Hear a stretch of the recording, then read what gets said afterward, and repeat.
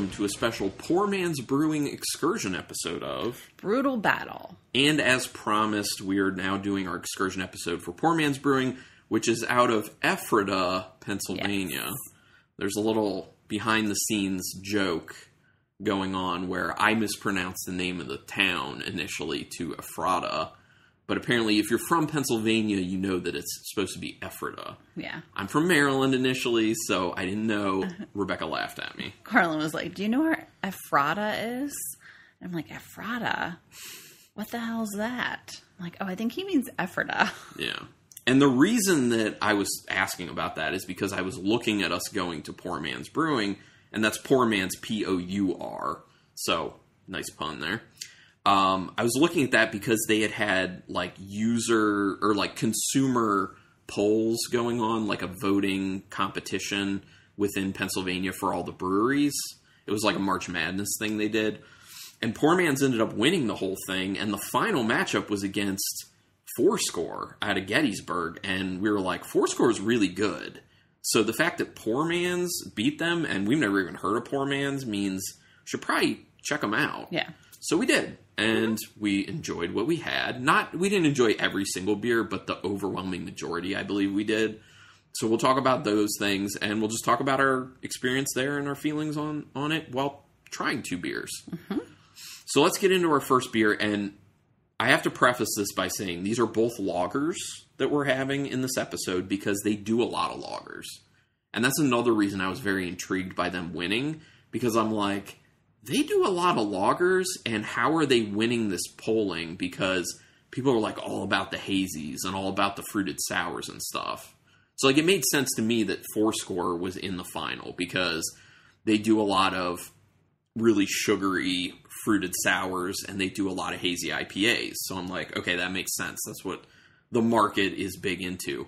But then I was like, Poor Man's does just a ton of lagers for the most part. So I was like, this is confusing. They must be really awesome. So anyway, so we have two lagers on just to kind of showcase that aspect because that's what they do a lot of. Very different, though. Yeah, these are super different. These aren't like straight up lagers. So the first one is called Berry Funny, and it's a tart lager with raspberries. Never in my life have I had a tart lager, but then I was thinking real quick, I'm like, maybe I have. We may have at some point, but it's been like one, maybe two over It's not a common style. Not at all. And so I was confused. I was like, what? A tart lager? So yeah, this is their Berry Funny tart lager with raspberries. It's in a 16-ounce can. Both these beers are, and it's 5% alcohol. And we did have this while we were there. We did. And we were lucky because they do mixed 4-packs.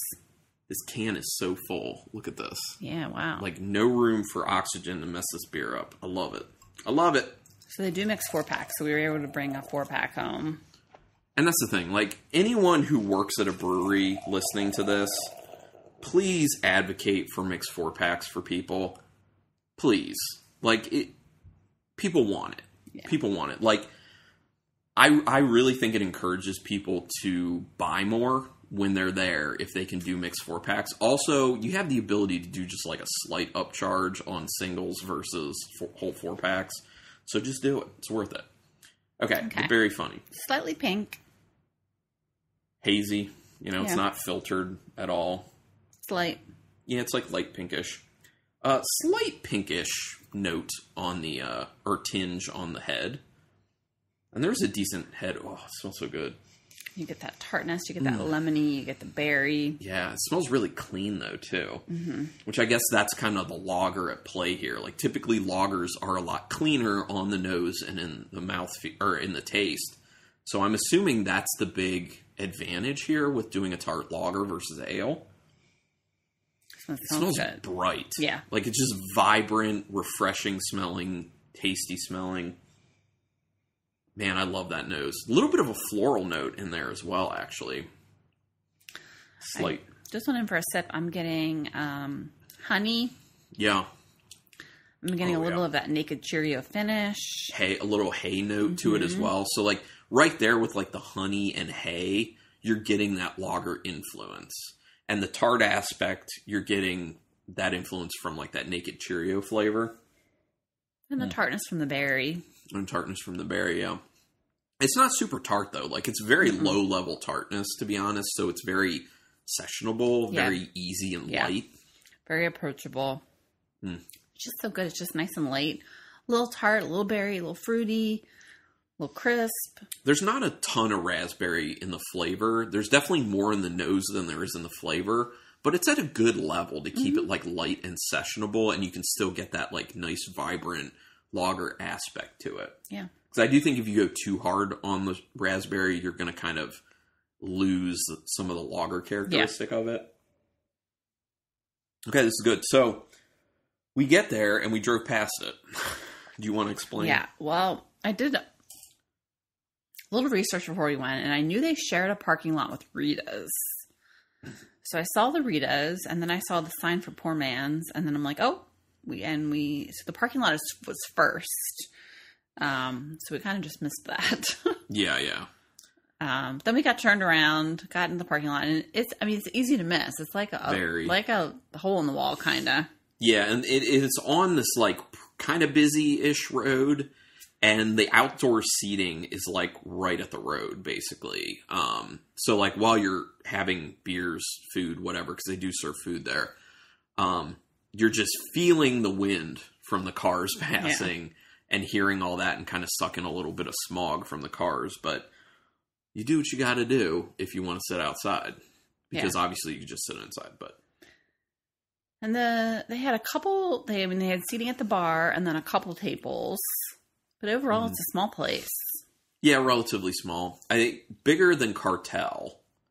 Right. Definitely bigger than Cartel, but still relatively small. And very unfortunate for them and kind of us. When we were there, they had no water for some reason. Like, the county, apparently, they were working on, like, water lines, and they just shut the water off without telling them. I'm surprised they still were allowed to serve beer, because they still had, like, they still were able to, like, well, they were rinsing clean glasses before they poured beer into them. So I'm not sure how they had water. I guess there was still water in the lines? I don't know. Or I think maybe it got shut off after we got our first flight. No, because they did that when we had our second flight. Because we went in for our second flight, and I was like, I need to go to the bathroom. And then they're like, nope. And they're like, yeah, you can't. I'm like, oh. Yeah. So, but okay, let me go over what we had while we were there. So we had 2 flights because we enjoyed their stuff. So first we had the Jock Crispy, which was a Kolsch. We weren't big on the Jock Crispy. We weren't really feeling that Kolsch so much. Can't recall specifically what we didn't like about it. I think it was kind of too grainy tasting, like spent malt grain. The Speedwagon, which was a farmhouse ale with blood orange added, wasn't big on that one either, because it was so heavy on, like, that medicinal note that you can get from farmhouse ales.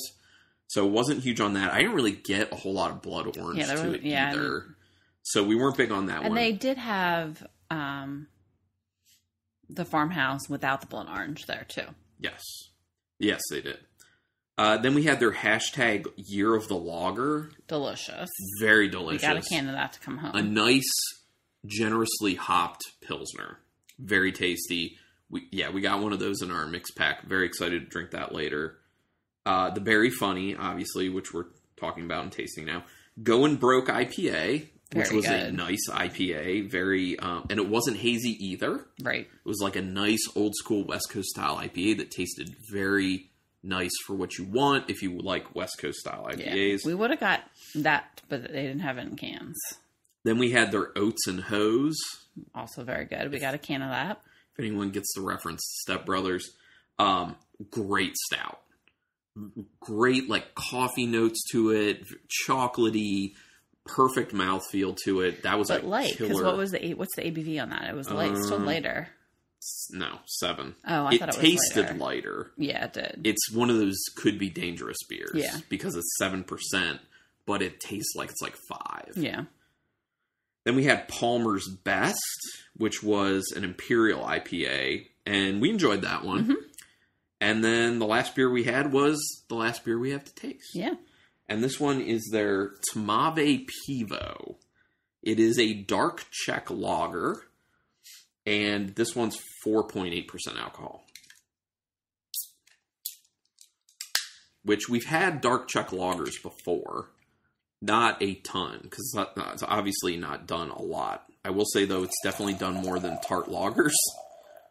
Definitely done more than tart lagers. So obviously we like this one because we chose to bring it home. Yeah. But let's talk about it. It looks like a porter. Yeah, it's dark. Yeah, dark enough, but if you look around the edges... Still a little see-through. Yeah. Got like a very lightly tan head to it. Mainly larger bubbles, but it's a mixture of large, medium, small. Smell? So malty. Oof. It's got that clean lager note for sure. But it's like... But you still get that malt. And I'm also getting some like dark chocolate. Yeah. Nice malty sweetness. Dark chocolate for sure. Slight coffee. Very slight coffee on there. And it's almost smelling a tad bit coconutty to me for some reason. Like a hint. When you said slight, I was like, is he going to say soy sauce? No. Do you feel like you get like the faintest licorice? I could see that. There's something in there that I can't describe. Maybe it is licorice. Licorice or like anise type smell. It smells good though. It smells very good. But also like light and refreshing, like lager style. It's got a decent bitterness to it. Ooh, yeah.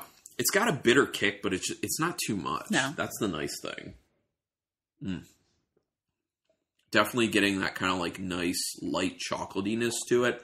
But it's like it's not a sweet chocolate. It's kind of like more of like a dry, dark chocolatey. But it's not heavy. It's just kind of like a kiss of it in there. Bit of a roastiness going on there. Slightly coffee-ish. But you can definitely tell from the body, from the finish, the refreshing aspect of it. Lager. Yeah. It's tasty. These both are really outstanding beers. Yeah, these are really nice. I like them both. Okay, so got to do a shout out to the two people who were there helping us out, which is Dan and Alicia. I think Alicia was handling the food orders and Dan was the bartender, at least when we were there. I don't know if they like switch responsibilities ever or not, but super nice people. We had a really awesome conversation with them. Super cool. And yeah, shout out to Dan and Alicia. Thank you for making our experience not only tasty, but fun. Yeah. But yeah, we want to go back. I mean, we really want to go back. Their beers were so awesome. Highly recommend them. Highly, highly recommend. Sorry if you hear the cat jumping into a box, but yeah. Okay. Did you have anything else that you want to throw out about Poor Man's? It was obviously an awesome trip, and people go do it. What's your favorite of the two here?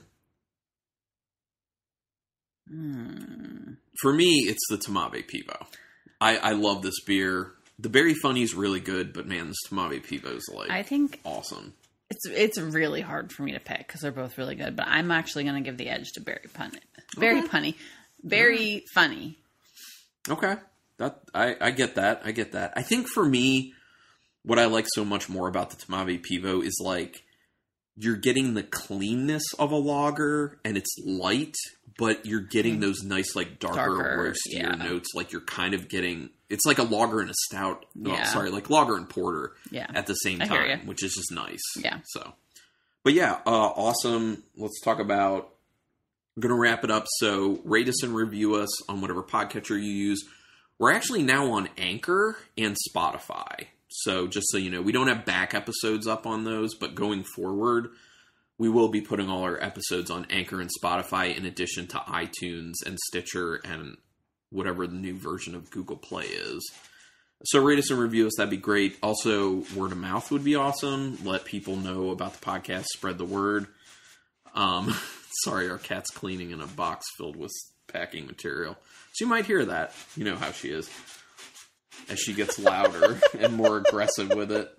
Whatever. We're on Untapped. I'm Carlton Malibu, spelled as it sounds, all one word. I'm Ruby Reb 62. So be our virtual friends. Send us an email if you want to just say hi or you have beer requests or any of that stuff.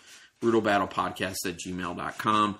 You can get back episodes on our website going all the way back to the first episode. That's brutalbattle.com or archive.org and just search Brutal Battle. And Instagram. Yeah, Brutal Battle Podcast. Cool. That's all the stuff. So thank you everyone so much. Thank you to the Poor Man's Brewing folks. You guys are awesome. Love your stuff. And until next time, keep it brutal.